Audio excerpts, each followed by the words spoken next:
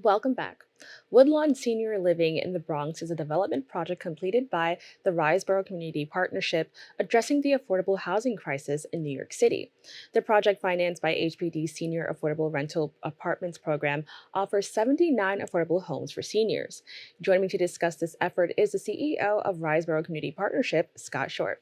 Scott, thank you so much for joining me. My pleasure. Thanks for having me. Now, can you talk about the Woodlawn Senior Living Center or like establishment at 69 East 233rd Street in the Bronx?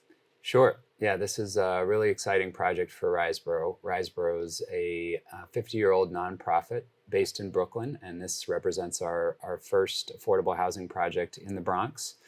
So we're really excited to be able to bring 79 affordable homes to seniors in the community and in the city at large. Now, it's so nice to hear when like places from other boroughs come to the Bronx. People often think of the Bronx as the forgotten borough. So, can you just talk about like why it was so important to provide this type of work here to seniors in this borough? Yeah, of course. I mean, I think you touched on it a bit in the introduction. We are in the midst of a housing crisis, and it's an affordability crisis that is affecting everyone in the city, but seniors oftentimes feel it hardest because they are oftentimes on fixed incomes. And so it's really important that we are building new affordable housing in every neighborhood, and that's really core to RiseBoro's mission. We're not going to solve the housing crisis if we're just building in certain neighborhoods around the city. We really need to build in every neighborhood, and that's why we were really thrilled to be able to bring this to Woodlawn. Now, can you talk a little bit more about the challenges that seniors face specifically? Because I think when we talk about just challenges in New York City, we often just think about like working class, like, certain age group, but we don't really think about seniors. So, can you talk about some of the challenges they face? Sure. Yeah. So I think from an affordability standpoint, the fixed income nature of a lot of seniors' existence is really kind of what presents the biggest challenge. So what we've been able to do at Woodlawn is to get project-based Section 8 vouchers for every single unit. So that means the seniors will move in, they will pay 30% of their income. If they're on a fixed income of $100 a month, their rent will be $30 a month. And that Section 8 voucher means the federal government will be picking up the difference between what the senior can afford and what it costs to operate the building. So that's really key from an affordability standpoint. I think other attributes that we try to build into all of our projects are supportive services. Seniors, especially as they age in place, and our buildings are really designed so that a senior may move in when they're a relatively young senior, 65, for example. We want them to live the rest of their life there. So in order to do that, we need to be able to provide the support with benefits, access, with assistance with medical providers and doctors, with monitoring health, with bringing resources into the building that can help keep seniors healthy. And so we have a whole program of supportive services that is designed to enable people to age in place. Now, I want to talk about just the ribbon cutting, just in general. That was something that happened recently. How was that? And, how did it go? And how did it feel to see that finally, cut that ribbon and kind of open this to people? Yeah, it was a really special day. We had a number of the local elected officials came to celebrate with us. The site was actually initially identified by Pastor Granville Sr., who is a community leader who has been trying to bring affordable senior housing to his neighborhood of Woodlawn for years. He was able to bring these two sites together, brought us in to help develop it. So it was really great to see his dream come to fruition as well. And most importantly, see the beautiful housing that is now creating an affordable place for all the senior residents. Now, I want to talk a little bit more about the services. I can imagine just looking for housing in general can just be like overwhelming. It could be a lot of stress. What were some things that you guys did to make sure that this process wasn't as stressful or daunting for many of the seniors? Yeah, so like all affordable housing that's financed by New York City, the apartments are allocated through a lottery process through the city system known as Housing Connect.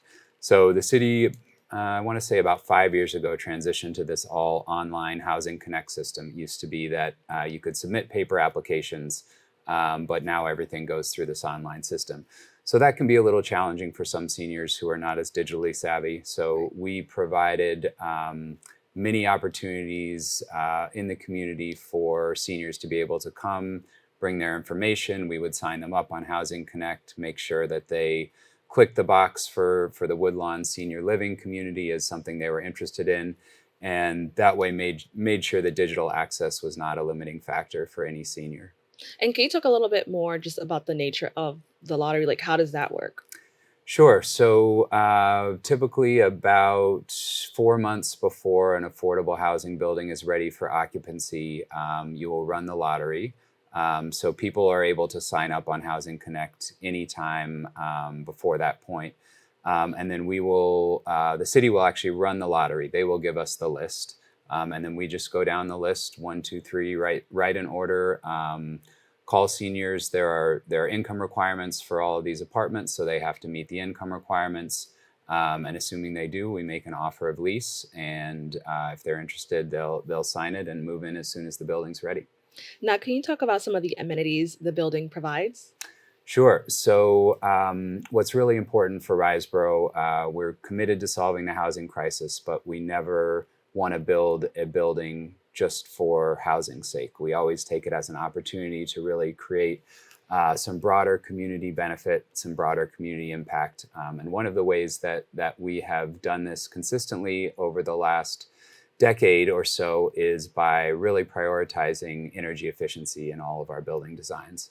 So this is a passive house building, which is the gold standard when it comes to energy efficiency. It will be using up to 80% less energy to heat and cool it. It's a completely electric building. That contributes both to our climate goals. It also contributes to a healthier living environment for the seniors. So that's something that's really important to RiseBoro and a cornerstone of our development practice.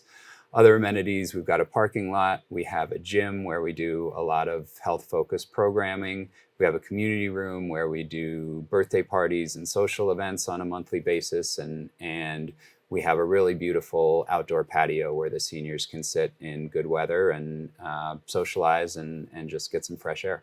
No, so these are things that I all love to hear. Like when you think about where you want to live and spend the rest of your life, it's so nice that like these things are all in the same area, so you don't have to travel too far. Because I think for a lot of Bronxites, we feel like we have to go to different boroughs to kind of see or experience a lot of these things that other places have. So I think that's amazing. Could you just talk about how that just contributes to towards improving the quality of life for these seniors?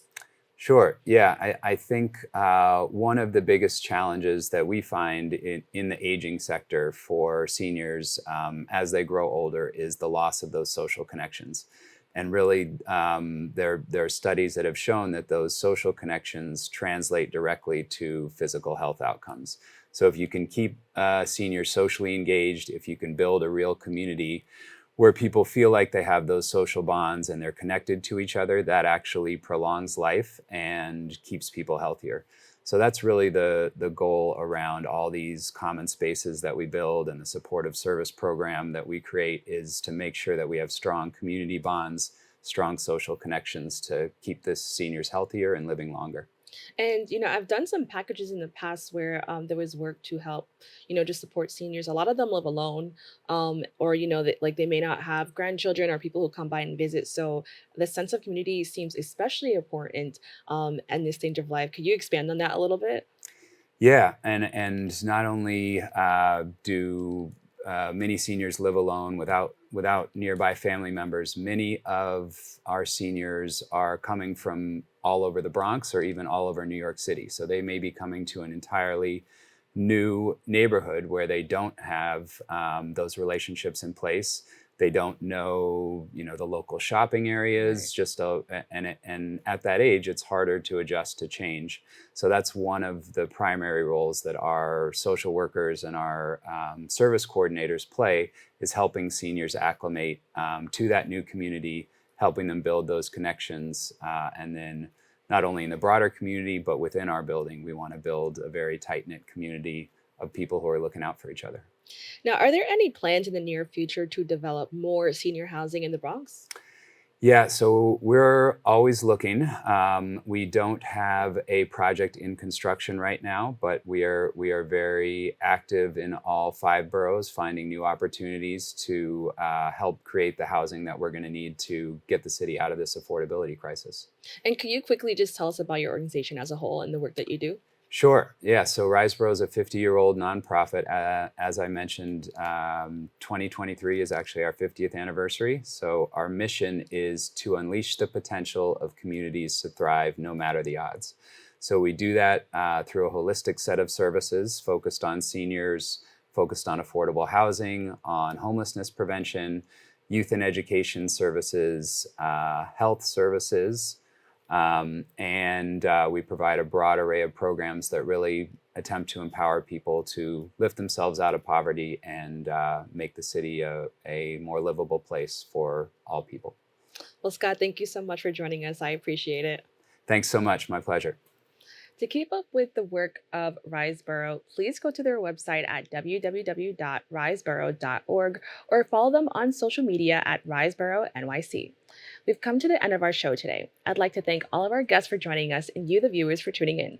If you missed any part of today's show, you can catch the recable cast at 5 and 10 p.m. on Optimum Channel 67 and Verizon Fios Channel 33, or watch anytime on the web at bronxnet.org. You can catch a brand new episode of Open with Darren Jaime on Wednesday and with Rena Valentine on Friday. I'm Kibin Alleyne, wishing you and your safety and wellness now and always. See you next time.